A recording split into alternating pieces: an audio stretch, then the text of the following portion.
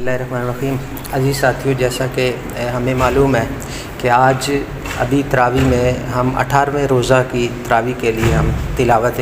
کلام اس میں جا رہے ہیں، تو اس میں جو کور ہوگی وہ سورۃ سبا ہے، پھر اس کے بعد ہے سورۃ فاتر ہے، سورۃ یاسین ہے اور سورۃ صافات ہے۔ تو اب سورۃ سبا بیسیکلی یہ سبا وہی ہے جو ہم نے پیچھے سورۃ النمل میں پڑھا تھا، حضرت سلیمان علیہ السلام ان کے دور میں جو تخت بلقیس تھا، سبا وہ علاقہ تھا، اس کے ریلیٹڈ ہے۔ تو یہ صورت وہ ہے جو 5 صورتیں جو الحمدللہ اس سے شروع ہوتی ہیں قرآن پاک کی نا، تو یہ سورۃ سبا بھی اسی میں سے ایک صورت ہے۔ تو اس میں اللہ تعالیٰ کی شان بیان کی ہوئی ہے۔ پھر اس کے بعد ہے کہ وہ جانتا ہے کہ جو چیزیں زمین میں داخل ہوتی ہیں اور وہ جو اس سے باہر نکلتی ہیں، جو آسمانوں سے اترتی ہیں اور جو اس پہ چڑھتی ہیں، اور وہ بہت بڑا رحم فرمانے والا ہے۔ پھر اسی طرح فرمایا کہ لا یعزب عنہ مثقال ذرۃ فی السماوات ولا فی الارض، کہ اس سے نہ آسمانوں میں ذرہ بھر کوئی چیز غائب ہو سکتی ہے اور نہ زمین میں، اور نہ ہی اس سے کوئی چھوٹی چیز اور نہ ہی کوئی بڑی، مگر روشن کتاب یعنی لوح محفوظ میں ہر چیز ہے۔ پھر اس کے بعد آگے چل کے اس میں حضرت داؤد علیہ السلام ان کا ذکر آتا ہے، وَلَقَدْ آتَيْنَا دَاوُودَ مِنَّا فَضْلًا، کہ ہم نے اپنی طرف سے ان کو فضل عطا کیا۔ اور اس کے لیے یہ ہوا کہ جو پہاڑ تھے وہ بھی ان کے ساتھ شریک ہو جاتے تھے جب وہ تلاوت کرتے تھے زبور کی، اور پرندے بھی ان کے ساتھ شامل ہو جاتے تھے، اور ان کے لیے لوہے کو نرم کر دیا گیا تھا، اور وہ پھر اس لوہے سے، بلکہ وہ عام زبان میں کہتے ہیں کہ ان کی سٹیل مل تھی، وہ لوہے سے کیا کرتے تھے کہ اس سے وہ کشادہ زریں بناتے تھے، ان کو پھر وہ جوڑتے، ٹانکے لگاتے تھے، بائنڈنگ کرتے تھے، ان کے نٹ بولٹ جو ویلڈنگ سے، وہ سارا ذکر ہے، ایک سائز کے ساتھ ہلکے جوڑتے تھے۔ پھر اس کے بعد ان کے بیٹے سلیمان علیہ السلام، ان کو بھی اللہ پاک نے بادشاہ بنایا۔ یہاں ایک یہ چیز ہمیں تھوڑی پتہ چلتا ہے کہ جو ہم میں ایک تصور ہے کہ جو بڑا عہدے پہ ہوگا یا بادشاہ ہوگا وہ اسلام یا ان چیزوں سے دور ہوگا، آج کل ہمارے ذہن میں یہ ہے۔ اب دیکھو اس میں یہ حضرت داؤد علیہ السلام وہ بادشاہ بھی تھے اور اللہ کے پیغمبر بھی تھے، پھر اسی طرح ان کے بیٹے سلیمان علیہ السلام وہ بھی بادشاہ تھے اور پھر اسی طرح وہ پیغمبر بھی تھے۔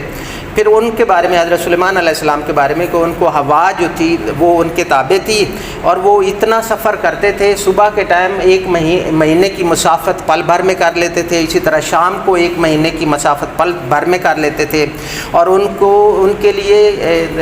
جو تھا پگھلے ہوئے تانبے کا ایک چشمہ جاری کر دیا گیا تھا۔ پھر ان کے جو جن تھے وہ ان کے تابع تھے اور وہ ان کے سامنے چیزیں بناتے تھے، وہ جو چیزیں بناتے تھے وہ بناتے تھے جو ادھر ہمارے پلانٹ میں بھی ہیں۔ اب میں پڑھتا ہوں، آپ لوگ سننا۔ وہ جو چاہتے تھے وہ محاریب بناتے تھے، بلند بالا قلعے عمارتیں بناتے تھے، تماثیل مجسمے بناتے تھے، جیفان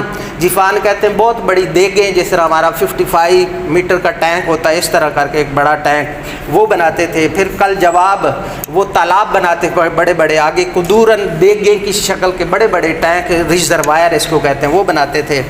پھر اسی طرح وہ شکر ادا کرتے تھے۔ پھر آگے ان کی موت کا ذکر ہے کہ جب ان کو موت آئی تو انہوں نے جو آسیہ کے ساتھ ٹیک لگائی ہوئی تھی اس کے ساتھ کھڑے تھے، دیمک نے اس کو کھا لیا، اور جنات جو کام کر رہے تھے ان کو بالکل پتہ نہیں چلا۔ تو جب وہ جو آسا تھا وہ ٹوٹا، وہ گرے، تو پھر جنات کو پتہ چلا یہ تو بہت ہو گئے، تو اس کا ذکر ہے۔ پھر اس کے بعد وہ جو سبا کے لوگ تھے جو وہاں پہ رہتے تھے ان کا ذکر ہے کہ وہ ان کو اللہ پاک نے بڑی نعمتیں دی ہوئی تھی، ان کے پاس باغ تھے، دو باغوں کا ذکر ہے، بہت بڑے تھے۔ تو اب انہوں نے کیا کیا، اور پھر اس کے بعد ان کے پاس ایک بہت بڑا ایک ریزروائر پانی کا تھا، ڈیم جس کو کہتے ہیں عام زبان میں۔ اب وہ یہ ہوا کہ انہوں نے نافرمانی کی تو وہ پانی کو ڈیم ٹوٹا اور پانی بہا، اور اس سے یہ ہوا کہ جو باغ تھے ان کے وہ سارے اجڑ گئے، وہ جھاڑیاں جاؤ بن گیا، اور کچھ یہ جو بیری کے درخت وہ رہ گئے۔ پھر اس کے بعد آگے چل کے پھر آگے سورۃ فاتر یہ بھی وہ صورت ہے جو الحمدللہ اس سے شروع ہوتی ہے، اور یہ مکی صورت ہے۔ اس میں ذکر ہے کہ اللہ تعالیٰ نے فرشتوں کو پیدا کیا، اور وہ 2 پروں والے بھی ہیں، 3 پروں والے بھی ہیں، 4 پروں والے بھی ہیں، اس طرح کر کے یہ ذکر ہے۔ پھر فرمایا کہ افمن زین لہ سوء عملہ فرآہ حسنا، کہ یہ جو زینت والے کام ہے یہ ان کے لیے خوشی لاتے ہیں۔ اس طرح آگے چلتے یہ پھر ایک مضمون اس میں یہ بھی آتا ہے کہ یہ جو بتوں کی پوجا کرتے ہیں ان کے لیے فرمایا گیا کہ وہ اس قابل بھی نہیں ہے کہ یہ جو کھجور کی گٹھلی کے اوپر جو ایک ہلکا سا وہ وائٹ کلر کا نہیں ایک چھلکا سا ہوتا قطمیر، اس کا لفظ ہے قطمیر، وہ بھی نہیں بنا سکتے۔ پھر اسی طرح آگے چل کے آگے پھر اللہ تعالیٰ نے خود بتایا کہ ایک اندھا اور بس دیکھنے والا وہ برابر نہیں ہو سکتے، اسی طرح ظلمت اور نور برابر نہیں ہو سکتی، سایہ اور دھوپ برابر نہیں ہو سکتے، زندہ اور مردہ یہ برابر نہیں ہو سکتے۔ پھر اسی طرح آگے ذکر ہے کہ اللہ تعالیٰ نے کہ آپ نے نہیں دیکھا کہ اللہ تعالیٰ نے آسمان سے پانی برسایا اور اس میں پھل نکالے مختلف قسم کے، پھر اس میں پہاڑ سفید بھی اور سرخ بھی اور سیاہ بھی پہاڑ بنائے، اور پھر اس نے ومنن اور لوگوں میں اور جانوروں اور چوپاؤں میں سے مختلف قسم کے اس نے مخلوق پیدا کی، اور پھر اسی طرح یہ مضمون چلتا رہتا ہے۔ اور پھر آگے آپ صلی اللہ علیہ وسلم کی امت میں سے فرمایا کہ ہم نے چن لیا ہے کہ آپ کی امت میں سے کچھ ایسے ہیں جو اپنے نفس پہ ظلم کرنے والے ہیں، کچھ ایسے ہیں جو اعتدال والے ہیں، کچھ ایسے ہیں جو نیکیوں میں بڑھ جانے والے ہیں۔ لیکن یہ فرمایا گیا ہمارے لیے خوشخبری کہ بالآخر وہ جنت میں ہی جائیں گے جو سزا بھگت کے۔ پھر اسی طرح آگے چلتے آگے پھر سورہ یاسین شروع ہو جاتی ہے۔ اب سورہ یاسین یہ مکی صورت ہے، اس میں ایک ذکر کیا ہوا ہے ایک مثال کا اللہ پاک نے کہ ایک بستی تھی، وہاں پہ اللہ پاک نے پہلے 2 پیغمبروں کو بھیجا، ان کو انہوں نے شہید کر دیا، پھر ایک اور پیغمبر کو بھیجا، اس کو شہید جب کرنے لگے تو ایک آدمی دوڑتا ہوا ان کو منع کیا، تو اب انہوں نے اس کو بھی مار دیا، تو جب مار دیا تو وہ آدمی فوت ہونے کے بعد جو آگے جاتا ہے اور اس کو جنت کی نعمتیں ملتی ہے، تو وہاں پہ وہ کہتا ہے کہ وہ لوگ کتنے وہ ظالم تھے کہ ادھر اتنی نعمتیں اور ان کو ان کی خبر ہی نہیں ہے، اس طرح کا مضمون ہے یہاں پہ۔ پھر اسی طرح آگے اس سورہ یاسین کے اندر ایک ایسا نقطہ اللہ پاک نے بتایا ہے جو اس سے پہلے کسی کو بھی نہیں معلوم تھا۔ سبحان اللہ جی خلق الازواج کلھا مما تنبت الارض، کہ اللہ پاک نے ہر چیز کے جوڑے بنائے،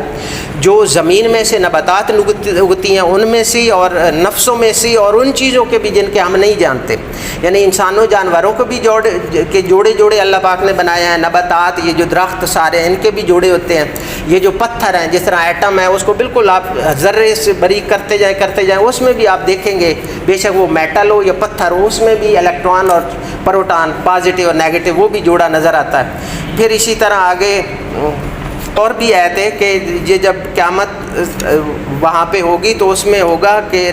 الیوم نختم علی افواہہم، کہ ان کے جو منہ ہوں گے ان کے اوپر مہر لگ جائے گی، تکلم ایدیہم، ان کے ہاتھ وہ بولیں گے اور ان کے پیر شہادت دیں گے جو وہ کام کرتے تھے۔ پھر اسی طرح آگے ہوئے پھر اینڈ پہ فرمایا کہ انما امرہ اذا اراد شیئا، کہ جب اللہ تعالیٰ کسی چیز کا ارادہ کرنا چاہے بنانا کا تو اس کو ایک لفظ بولتا ہے ہو جا تو وہ ہو جاتی ہے۔ پھر آگے چل کے سورۃ الصفات یہ شروع ہو جاتی ہے۔ اب سورۃ صفات اس میں جو فوج صف در صف فوج ہوتی ہے اس کا بھی ہو سکتی ہے، یا پھر جو جماعت ہم کرتے ہیں اس کا، یا جو فرشتوں کی جماعتیں ان کا بھی اسی طرح، اس لیے صفات یعنی صف بنانا۔ اس میں آگے ذکر آیا ہے مختلف انبیاء کا ذکر پھر دوبارہ ہے کہ